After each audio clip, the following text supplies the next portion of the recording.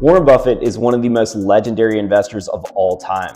There have been more than 2,000 books written about him, so it's safe to say that the world reveres him. Buffett is worth more than $150 billion. And for perspective, this is more than the gross domestic product of most countries on earth. This is just one man who's worth more than the GDP of most countries. He's definitely one of the richest investors of all time, but he's not necessarily one of the greatest. What do I mean by this? When you look closer into Buffett's story, a few things come to light.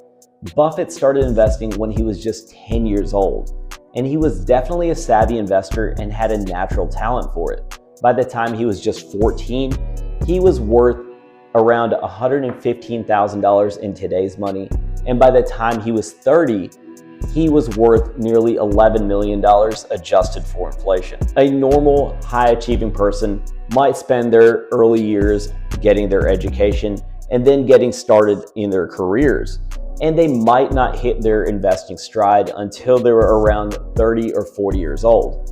Buffett started when he was 10. And if Buffett was a normal person, he might have retired around the time he was 60 years old. And if he did retire around that time, he would still be worth around $4 billion, which would make him one of the richest people on earth still. But it's still not at the same level as where he is now. We wouldn't talk about him in the same regard, and his name definitely wouldn't be etched into history the same way.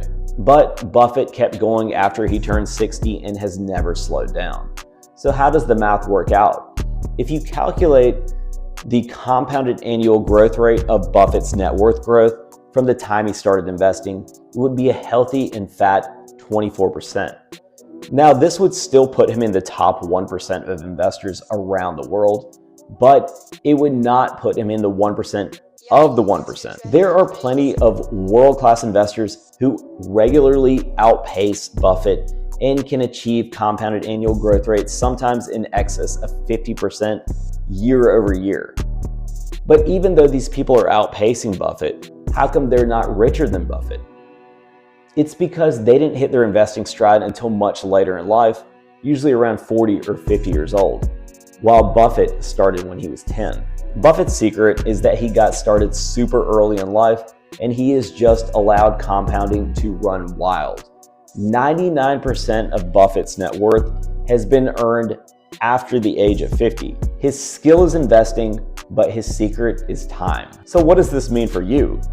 In order to achieve your goals, you don't necessarily need to chase the highest returns. You just need to achieve a decent return and give yourself a long enough time frame for compounding to do its magic. Follow me to learn more.